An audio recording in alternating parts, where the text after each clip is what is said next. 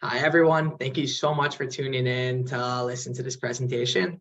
So my name is Matt Plotzker. I'm the president of the Management Consulting Group. And alongside Frank Russo, we're going to present a potential solution deck to the Dean's case from this past spring of 2023. While this isn't exhaustive and there are many other options you can go in terms of problem ID recommendations, we felt that these were three that we really wanted to highlight on. So I hope you enjoy.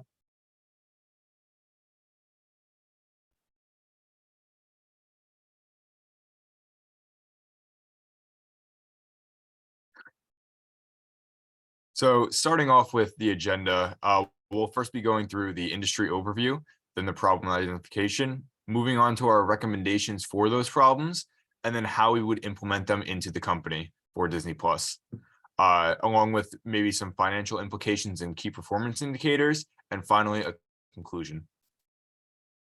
So to jump a little bit into our industry analysis, we first wanted to start by talking about the streaming service market share. So as you can see, the top player right now is Netflix, followed closely behind by Prime Video. But one thing that's important to keep in mind is that Disney Plus isn't too far behind at 15% compared to Netflix industry leading 21%.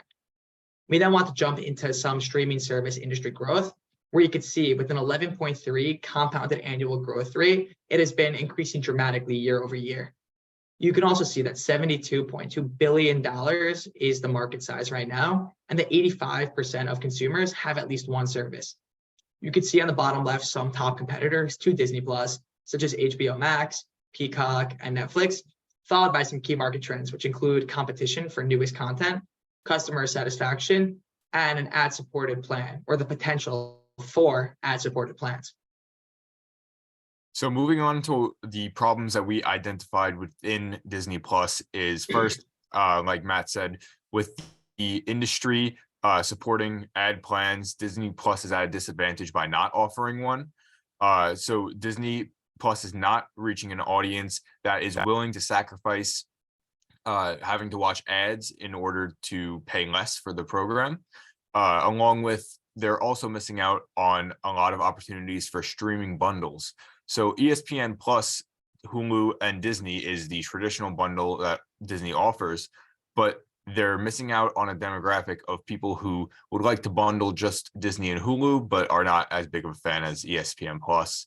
And moving on to our last problem that we identified is a lack of content diversification. In the streaming service industry, it's very common for all of the different services to have similar titles, and that the thing that really differentiates them is the exclusive content that they offer. So Disney has already done a great job by doing this and starting some originals, but we believe that they could take it a step further if they find another way to diversify. So one quick caveat before I jump into the rec overview, some of these problems have now been solved in real time, but the case date is December of 2022. So we're treating this case as if we are currently in December of 2022. So given that, we will be talking about an ad-supported plan, which currently exists, and the creation of new bundles, which currently exist. Because by the time we started working on this case, those were new and novel ideas that didn't exist.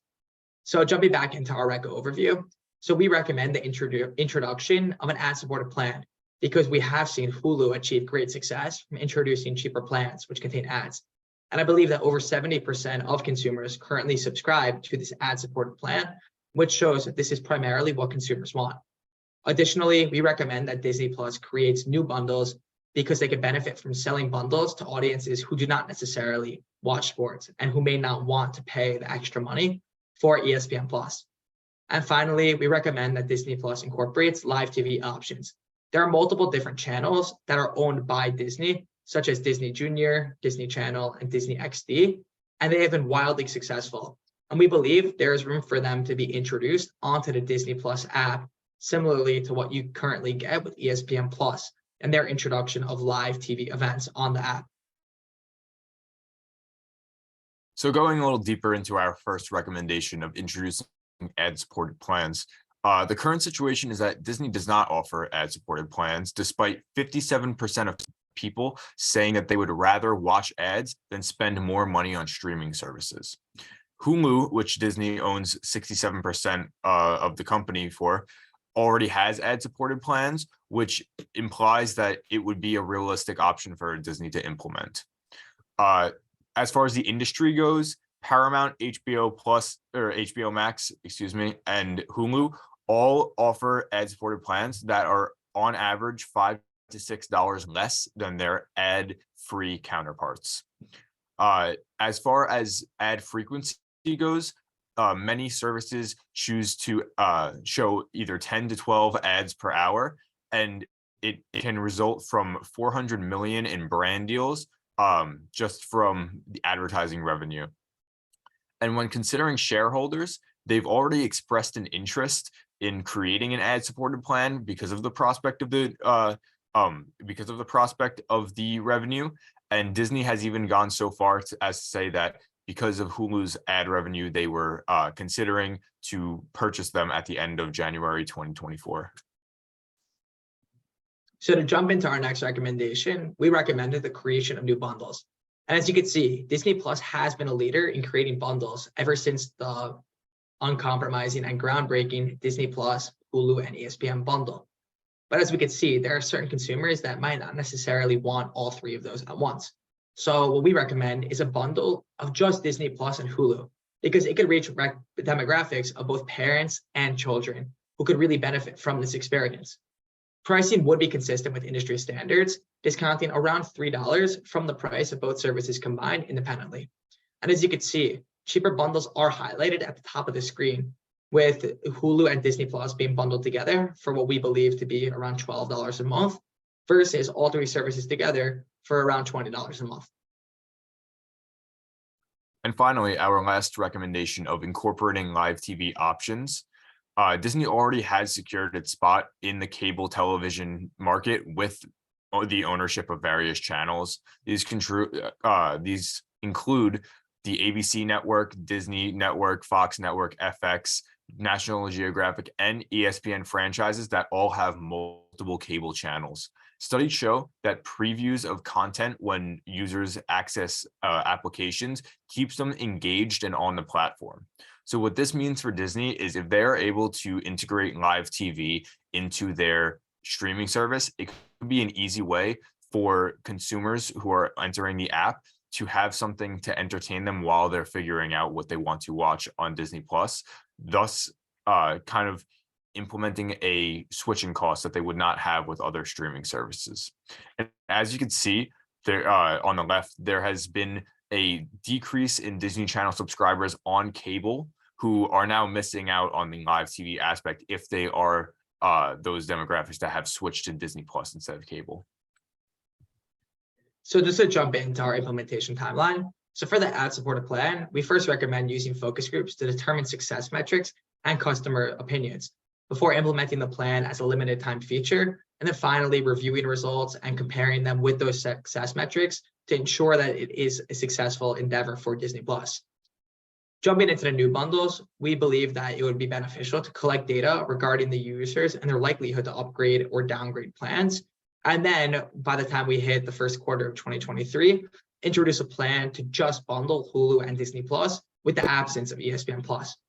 And then finally, from the third quarter and on, exploring new bundles with other services to ensure that or Disney Plus is providing consumers with the top-notch content that they want to see. And then finally, with our live TV option recommendation, we believe that it would be beneficial from the third quarter of 2022 to meet with television providers to solve the legal impacts of streaming and ensure that, similarly to ESPN Plus, that is something that they can incorporate into their app and ensure that live access to TV channels like Disney Channel, like Disney XD, is something that will be uninterrupted going forward. And finally, from the first quarter of 2023 on, we believe that live TV can be a homepage feature, which, as Frank mentioned, appears whenever people log into the app. And then finally, from the fourth quarter of 2023 and on, we believe that Disney Plus should create plans that focus on providing all Disney-owned live channels. So the ESPN, ABC, FX, and so on. Yeah, so getting into some financial implications of our recommendations.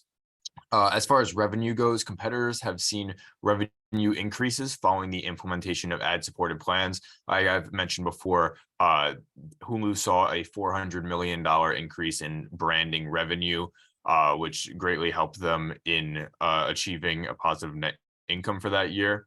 So along with that, the implementation costs of recommendations will be offset by the post-COVID increase of the theme park revenue.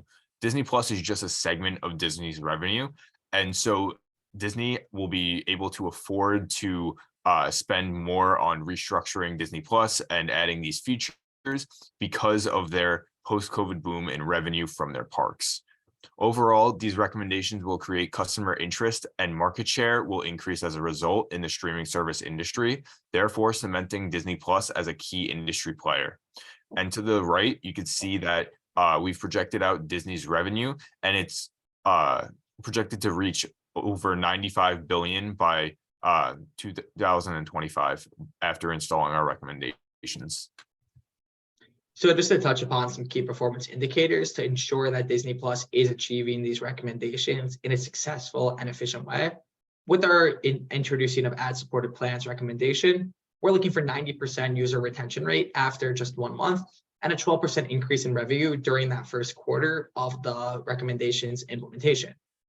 Next, we're looking for 10 million Hulu bundle subscribers within the first year alone after introducing these new bundles, and a less than 5% decrease in ESPN Plus users lost per month, especially because ESPN Plus offers some unparalleled content like college sports that you can't get on any other platform. And finally, with the incorporation of live TV options, we're looking for average viewers per month of over 30 million for the first 2 years, and for live TV viewership to increase by 3% year over year annually. And to get into some of the risks and their mitigations that go along with these recommendations, a main risk might be that marketing an ad-supported plan may drive users to go to the cheaper plan and lose money on the ad-free plans. And the mitigation will be to prompt users with notifications concerning that when they switch to a cheaper plan, they will be surrendering features such as, like I mentioned, the ad-free content. This may make users second guess their switch and stay with either a more expensive program, or it might prompt them to switch anyways. Another risk could be that ESPN Plus sales may dramatically decrease if users choose to bundle without it. But given the give users who bundle without ESPN Plus previews of ESPN content that will make them want to upgrade to the ESPN Plus bundle to see what they're missing out on. And finally, if Disney Plus implements their live TV channels on their streaming service, will the live TV cable aspect of it become obsolete? We believe that by incentivizing a sweepstakes type program, much closely associated to what's been seen on maybe radio networks, it will incentivize Disney Plus viewers to engage with the live channels in the app. So finally, to touch upon an executive summary, we've noticed that there is an absence of a current ad-supported plan for Disney Plus, which we believe will be remedied by increasing ad-supported plans and ad-supported options, which ties really well into the current suboptimal bundle options. By creating new bundle options, especially ones that have options for both ad-supported and non-ad-supported plans, that will increase the amount of users and the amount of traffic on the app as a whole. And finally, we've noticed that there is a lack of content diversification, which is why we believe incorporating a lot of Disney's current live TV options like ABC, FX, National Geographic, and Disney channels. We believe incorporating them into the app will lead to a huge boost in overall app traffic. So this is the portion of the presentation where you would finish, thank the judges, and ask if they had any questions. In this situation, it would most likely go to 5 to 7 minutes of Q&A, in which you would be able to use an appendix to support your answers that you give to the questions that you are asked. We've given a sample appendix, a table of contents of things that you may include in your appendix as a basis. And for YouTube's sake, we're not going to go through our appendix, but these are things that you definitely want to include in your presentation. One more thing that I want to stress is that this isn't the answer to Disney Plus's problems. With consulting cases like this, there's not one right or wrong answer. It's very fluid. And at the end of the day, as a consultant, it's up to you to comb through millions of options and figure out which one you think is best. And this is what us as MCG recommends.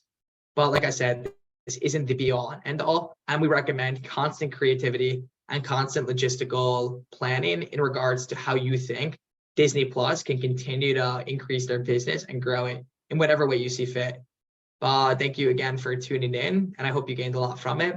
And as always, feel free to check out our website and to email us with any questions. Thank you.